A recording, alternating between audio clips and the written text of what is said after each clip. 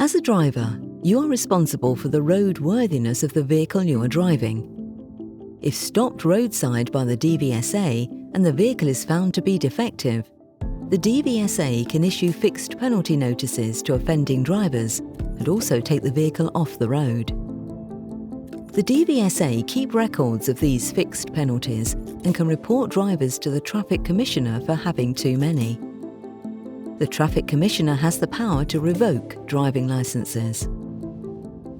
It's a driver's legal duty to carry out a recorded daily defect check on a vehicle before they drive it. These checks should take around 15 minutes and be completed every time a vehicle is used for the first time in that day. Remember, these checks should be carried out by you, even if the vehicle has already been driven by someone else that day. Pickerings has a procedure for these checks, which is contained within your driver's handbook. Whatever vehicle you're driving, this procedure is the same. Also within your duty, you should be fully aware of any special requirements the vehicle has for it to be roadworthy. For example, additional checks for the crane and trailer. It is important that vehicle checks are conducted in a methodical routine, such as the one detailed in this video.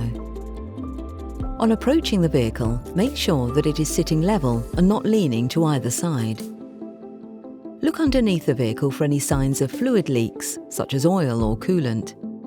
Check the door handle and steps before entering the cabin. Check the footwell for loose items and that the pedal rubbers are intact. On entering the cab, use 3 points of contact. Ensure that you insert your tachograph and, if required, complete a manual entry for any time not recorded on your tachograph. Remember, you must show your daily defect check as other work.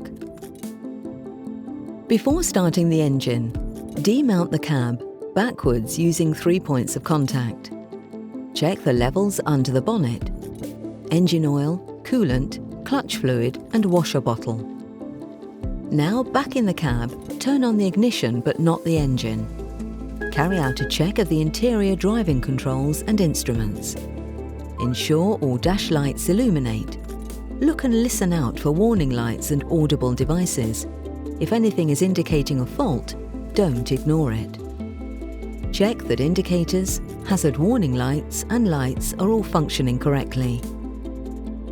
Inspect the cab interior. Look for items obscuring vision or items that could move in transit. Ensure the wipers, washers, horn, demisters and temperature controls all work. Does the parking brake function correctly? Make sure it locks correctly and the warning light works.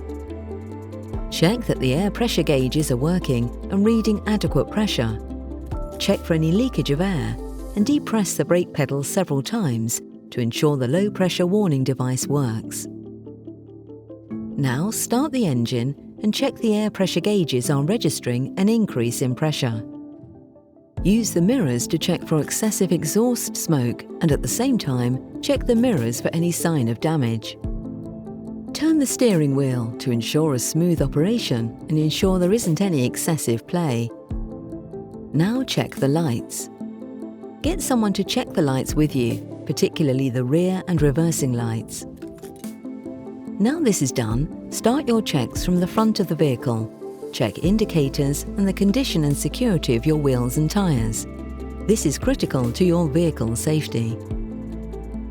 You can be fined if defects are found by a roadside stop, and it will also attract penalty points on your licence. Check tread depth. Turn the wheels to make this easier. Check inflation, and for bulges, cuts, abrasions or tears, check the sidewall information.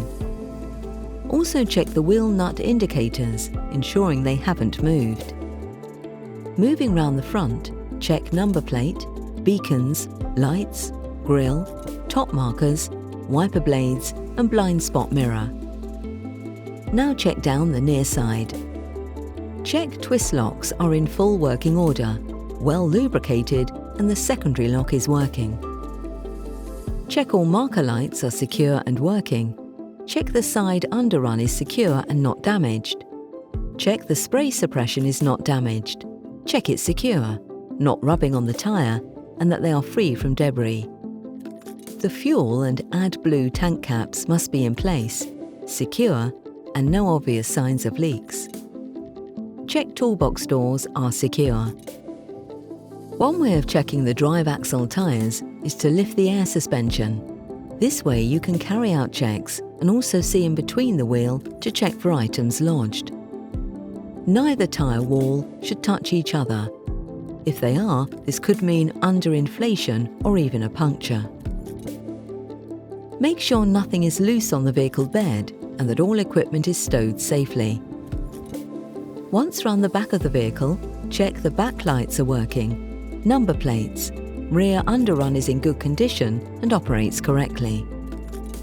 Remember, never attempt to connect a trailer unless you have had the relevant Pickerings training and that you have read and understood the Pickerings coupling and uncoupling procedure, TM17. Before the trailer is coupled, check the towing eye and draw beam of the trailer for wear and damage. Once the trailer has been coupled to the vehicle, check that the red plunger on the coupling is locked into place. When connecting the air lines, electric lines and ABS checks should be made to ensure they are connected securely and that they work correctly with no leaks. Air leaks should be reported immediately. Check the load is secured sufficiently using twist locks wherever possible. Pickerings have specific guidance, and this can be found in your driver's handbook. The trailer landing leg should move up and down freely. The trailer marker lights should all work and not be loose.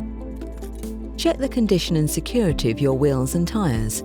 Check tread depth, inflation. Check for bulges, cuts, abrasions or tears. Check the sidewall information is visible. Ensure wheel nuts have not moved or become loose. Check spray suppression is secure, not rubbing on the tyre, and is free from any debris. Check underrun bars are secure and are not damaged with sharp edges protruding. Check rear lights, number plate and beacons are present and operational. Pickerings HGVs are fitted with a lorry loader. These also require a recorded pre-operational check. Check the crane and accessories have valid records of thorough examination. Ensure a copy of a valid risk assessment and method statements have been completed. Check hydraulic oil levels. Check for hydraulic leaks. Check the rated capacity chart. Check remote control decals, emergency stop button, neck or waist strap and spare battery. Check the operation of the stabilizer legs and check hoses and pipework on them. Check the presence of stabilizer pads. Check the lorry loader operation and the function of all controls.